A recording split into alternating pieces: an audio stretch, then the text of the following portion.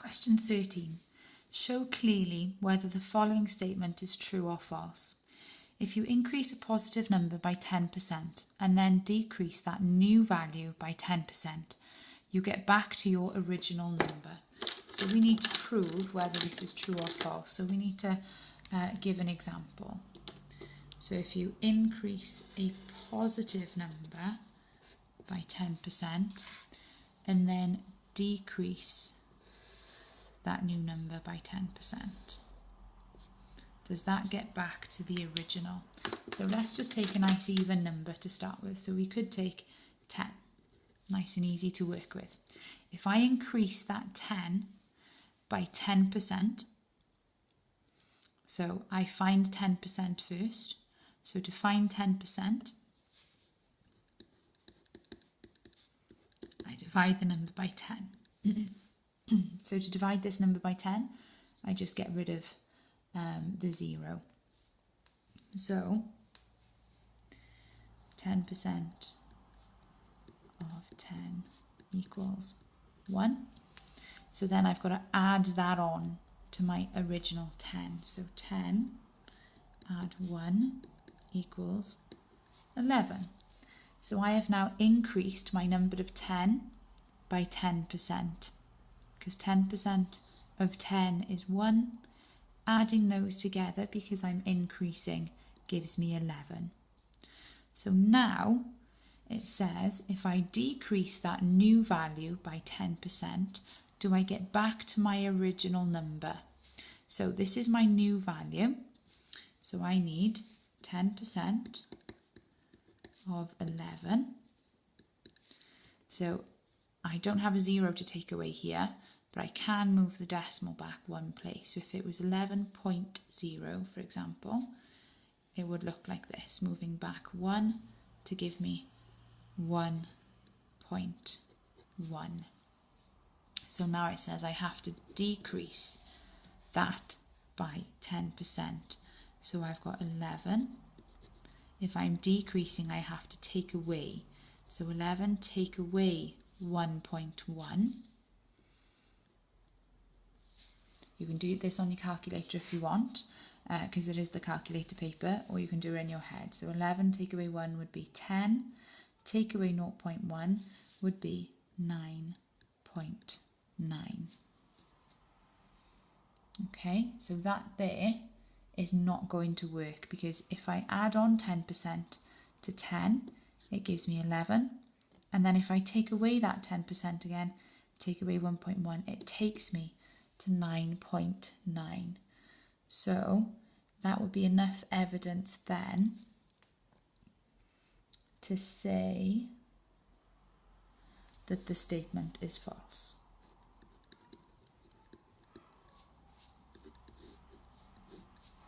So you'll get 1 mark if you show, excuse me, if you show this here. So 10% of 10 is that calculation, and then you'll get 1 mark here for having the 11, and then you'll get 1 mark for decreasing the 11 by 1.1, and then the final mark comes from your accuracy, 9.9, and the false. So it'll be marked the same even if you didn't do, if you didn't use the original number as 10.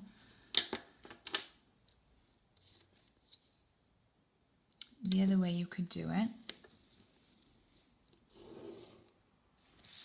would be using multipliers. So you could keep the original 10, because it's an easy number to work with.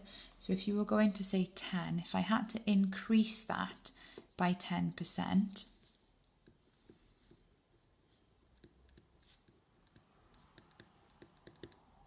the multiplier I would need, I would have to multiply it by 1, because that gives me the original 10, because if I times 10 by 1, it gives me 10.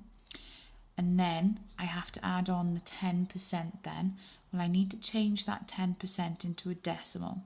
So 10% as a decimal would be 0.1, but I don't need the 0, I need the 1, so it'll be 1.1. So 10 times 1.1, and you can do that on the calculator, 1.1 would give you 11. Then that's your new number, so you take your new number here and then you decrease it by 10%.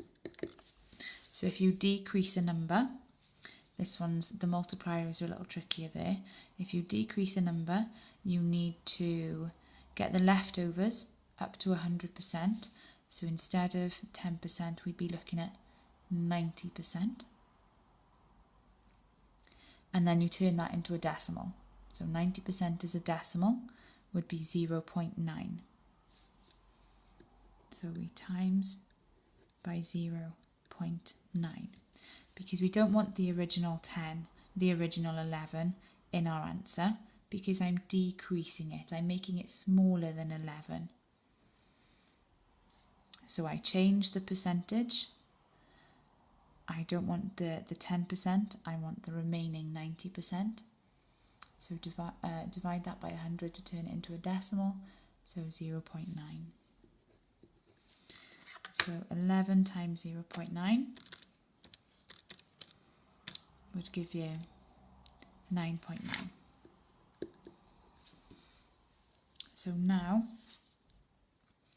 you've basically said that increasing this by 10% and decreasing that by 10% does not give you the same answer. So that there would be false. And you'd gain the same marks.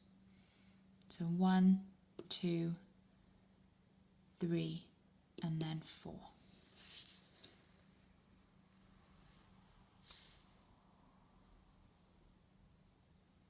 So if you increase, you need the 1 in front of the decimal. 10%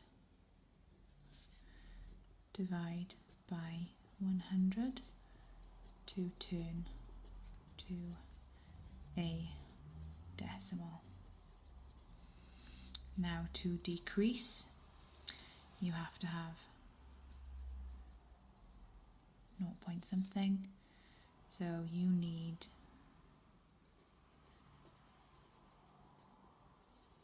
remaining percentage,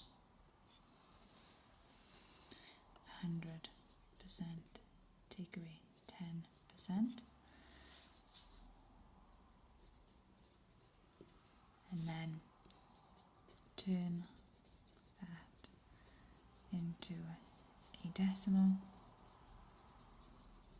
by dividing by 100.